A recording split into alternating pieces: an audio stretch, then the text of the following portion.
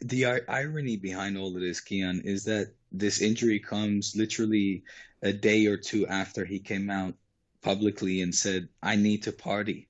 Um, if I don't party and only focus on football, I go crazy and it's not good for me." Yeah. And then these kind of things happen where even a doctor mentioned that, this is probably due to a lack of discipline, Mm. probably the partying, the lack of sleep, the boozing. Um, and that's not me saying that. He mentioned the alcohol intake that Neymar probably had on like the day. I think that maybe I might have missed something, but it must have been a party or something where Neymar was under or had been under the influence of alcohol. I'm not exactly sure, but all these factors combined clearly take a toll on Neymar year after year after year. Where come crunch time, come this crucial time of the season, he's out. He gets injured and he misses crucial clashes year after year ever since he made his move to Paris. So, considering how much money they paid for him, considering that their main objective is the Champions League, and they can't count on their star player for this those important matches, that's got to be an issue and that's got to be a problem. So, his dad came out and he came out talking about how he has to suffer, the most cruelest of tackles. And that is certainly true. I mean, I think his style of play invites also that, I guess, maybe aggression or frustration that players feel when they have to defend him and take the ball away from him, that then come in with these overzealous tackles. And I don't think that's right at all, because I think the way that he plays football should be celebrated. I love watching Neymar play. Having said that, there has to be a moment in time as well where you just have to look at yourself, reflect on your habits, your lifestyle, and your doings or wrongdoings for that matter, and be a little bit more self-critical instead of crying in public and calling wolf every time these things happen. I mean, it's a reoccurring pattern at this point. And I think if I was Neymar or his dad, I would make him ask some very difficult questions in front of the mirror to see if he's really doing everything possible to get the best out of him. Not just the odd game, not just at the beginning of the season, but in particular when it matters and when it matters the most, and titles are on the line. I think you bring up a lot of really interesting points, and I actually was thinking about this morning. Believe it or not, just the fact that, like, how much is Neymar worth it if you break the bank for him? Because there was a stat that circulated on Twitter. I can't remember the percentage of games that he's missed for PSG. So I'm not going to put a number on it, but it was a very significant amount. And somehow, like, when I was reading, I was like, well, that's child's play. Hazard has missed way more than that. Get on Hazard's level. But Neymar's was still a staggering number. And just like, he obviously costs more and he's better than Hazard. Like, that is indisputable to me, that he's better. On his day, he can do things that only maybe two other people in the past 5 years can do to a defensive line. Like, the way he dribbles and breaks lines is almost unprecedented. But then you look at his availability and all that, and this leads into another discussion. Like, I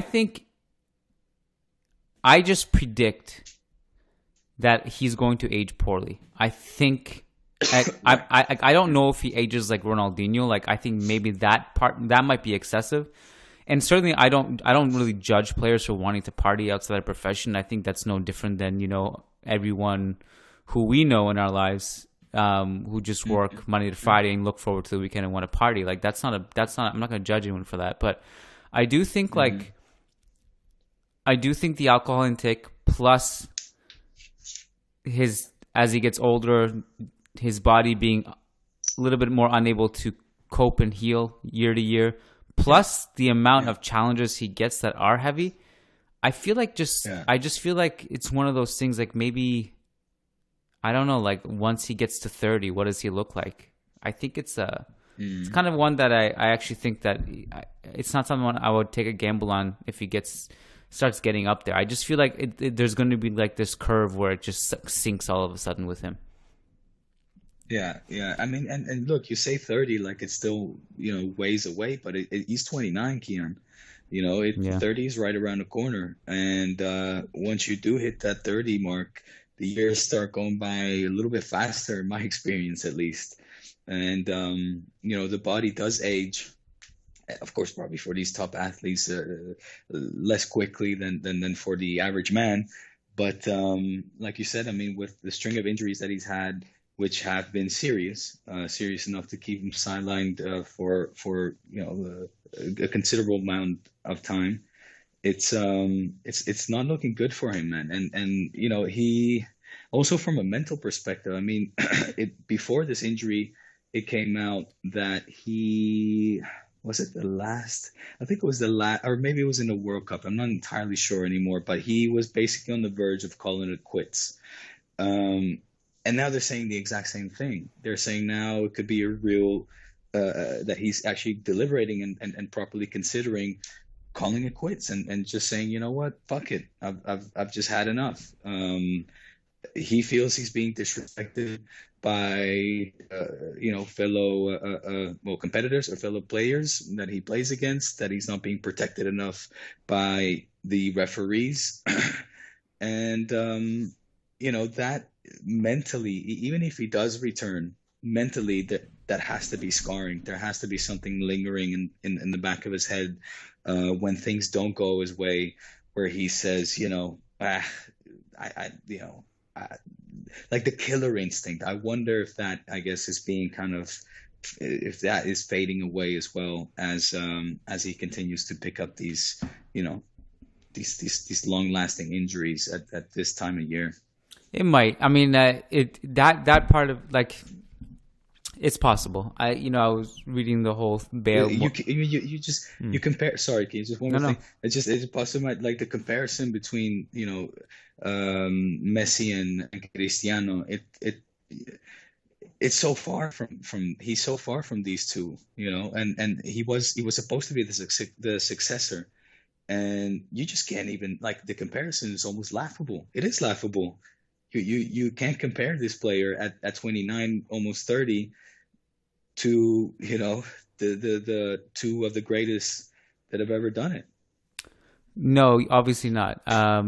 But I do think on some level, I don't like. So would you say he didn't meet expectations then? No, I mean, because literally, like, there are stretches of watching Neymar where my mind is blown. Like when I watched him in Brazil, look, I'm not going to pretend I like sat and watched all his games in Brazil, but like all the highlight reels and stuff we saw, and even like his first year at Barca. I honestly didn't think that he would be even as good as he is today. I just wasn't sure how that would translate to like consistent top European football in a tactical setup and stuff. But he just like does things where I'm like, this is insane. Nobody can stop him. Like, he just does what he wants at will. Wait a sec. And so wait a sec. I gotta interject. I have to interject real quick. So you're saying that his peak is now and not when he was at Barca? Surely not.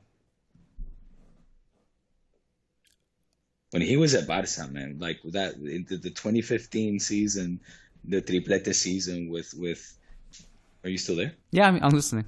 I'm thinking about it. Yeah. With the tridente, Messi, Suarez, Neymar. I mean, no, they were lighting shit up, my friend. That was his peak. He was scoring. He was assisting. He was week after week. He was. I mean, he hasn't hit that peak in PSG, from my opinion. No, I haven't followed him as closely neither. That's certainly true. But so I think this goes back to the point that he, I don't think his body. It's possible his body may not allow him to reach that level again, because I think when he plays, and really, yeah, and I mean at Barca he was amazing, and then he came to PSG, and obviously it was just a different thing happening, right? But Mm. he hasn't played. There hasn't been any season at PSG where he's played remotely close to what he was playing at Barca. He hasn't. Can you believe this? Believe it or not, he hasn't yet He has not had a single season at PSG where he's played over 20 games in the league. Wow. That's insane. Like, he's just not. That's the thing. That's His insane. numbers and everything are insane, but he's just not playing like he was at Barca because he's just not healthy. And Yeah. and look, and whatever you do in Ligue 1, it's probably not as impressive as what you do in La Liga, obviously. But even I'm thinking back to last year's Champions League run. Was it the Atalanta game where he had like something insane, like 18 completed dribbles, and you just didn't? No one knew what to do with him. Yes. But Yeah, then yeah, he yeah, wasn't. He yeah. couldn't True. score, but he was just doing everything else but scoring for some reason. Look, all I'm saying is, yeah, maybe you're right about the peak. I don't know, but all I'm saying is that I think he's reached some pretty incredible heights that I honestly didn't think he was going to reach, and it's just another kind of sad case of like players who have a lot to give, but their body just won't allow them to give more. Like, I was following the whole thing this morning with Mourinho and Bale. I don't know if you saw that, where Bale is injured, it's a little bit. and Mourinho was like, I'm surprised. I don't understand why he's injured. He didn't even train, and then he trained on Tuesday, and then he wanted a scan or something, and then Bale put out this Instagram post of like great training today, and then Mourinho came out in the press and was like, that's a lie. It wasn't a great training. I was there. Oh no. Um, No, dude. and it just No. made Are me you think. serious? Yeah, yeah. I mean, this is classic Mourinho stuff, right? And Talk you about just throwing when under he's the not bus. doing that to Ouch. your team, it's so entertaining. I love him. Like, have you checked out his Instagram yet? No. Oh my! Go on I didn't Jose know I Mourinho's had to follow Instagram him. profile. It's everything you hoped it would be. It's just like there's a sarcastic caption in everything he writes, and it's amazing. Oh my god. So anyways, that was a long-winded way of saying it made me think of Bale, of like this guy, he just can't play anymore, and everyone's like, why? Where is his drive? Where is his drive? Well, you tell me where your drive would be if every time you step on the field it feels like you have no ligaments left and you're scared of going into every challenge. I just like he's done, man. He's toast. There's no point, and I don't know what's going to happen to him next summer. Tottenham aren't going to want him. Rams are not going to want him. He's just going to be in this weird, awkward place again, and he just can't play. He's just it's like watching someone without any physical ability. Which is weird to say because when you look at him, he looks like he's chiseled into a Greek god. But then when he gets on the field, he doesn't manifest any of those because he's just too afraid to go into anything. I feel like Neymar's not crazy. is a different kind of it's a different thing for Neymar because he's not as physically imposing as Gareth Bale is, like aesthetically. But I think Neymar has this fragility to him where I think we might see that happen to him in a few years. I don't know. Well, it might not be very long away, very far away, and I'll 100% concur with that. That your assessment there, and if anything, I hope that younger players, the whole time where you're talking about Bale, I'm thinking of Dembele, I'm thinking of Hazard as well. I don't know Yeah. exactly is he in his mid-20s or Hazard's I think same age as late Neymar. I 20s? think possibly a little younger. Okay, well then, a youngster like Dembele has to look at these cases and Hazard is 30. you Jesus know, Christ. oh wow, look at that. Okay. You have to look at these players and their cases and take the positives out of that and take it as a very stern warning. And, we're talking about, I mean, footballing gods, like footballing geniuses, your Neymars, your Bale, at their peak, at their best, they were just absolutely unstoppable. Yet with, the wrong mentality, with the wrong people surrounding them, with the wrong approach, it can go downhill real fast. And, next thing you know it, you wake up, your career's over, and you look back at your achievements, and I guess you just have to kind of sit there and live with what could have been for the rest of your life. And that for a football player can be very, very frustrating. Imagine if Michael Jordan already feels like he wished that final season, they could have come together one more time to fight for that seventh championship, and that's something that haunts him almost, right? He was open about that in the documentary The Last Dance. We imagine a player like Neymar, who again was perfectly set up and pitched to be the successor, the one who was going to take over from Messi and Cristiano, and instead, after a mediático, how do you say, like a blockbuster move to PSG, it just all kind of crumbled apart. And again, with all the accusations and finger pointing that he's doing, and surely there's a case for it, and part of the reason he might be right in doing so, there has to be some self-criticism as well, and some soul searching and digging deep and saying, you know what, it's also my fault, and I fucked up, and I was a dumbass. I was naive. I was ignorant. I was arrogant. And I never really reached what I could have reached had I followed the right role models, had I followed, the Messis and the Cristianos. And yeah, like I said, I hope that a player like Dembele he has to be aware that, given the successive injuries, that he has had to deal with and suffer through because of the bad eating habits, the bad, nightly habits, etc., the lack of sleep and all of those things. So, yeah. Well, I think you bring up a lot of points. Have I depressed you enough? No, I actually.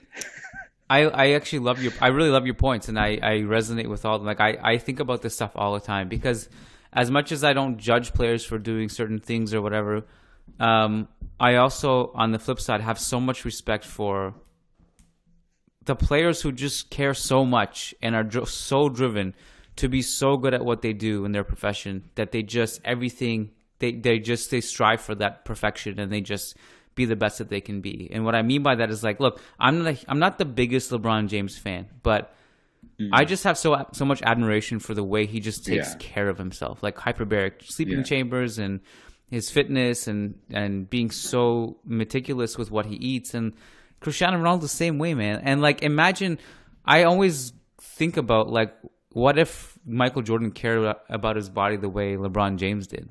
Not so many cigars, not so much alcohol, not so many sleepless nights, doing whatever he's doing. Like, what would he have become? Could he have been even better?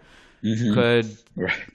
That's And a scary thought, huh? and some of it is a bit also, I don't know, because maybe Bale can't do anything to prevent what he became. Maybe he just can't. Maybe his body was destined to break down no matter what he did. But I would like to see at least the effort. So. Right. Yeah. Yeah.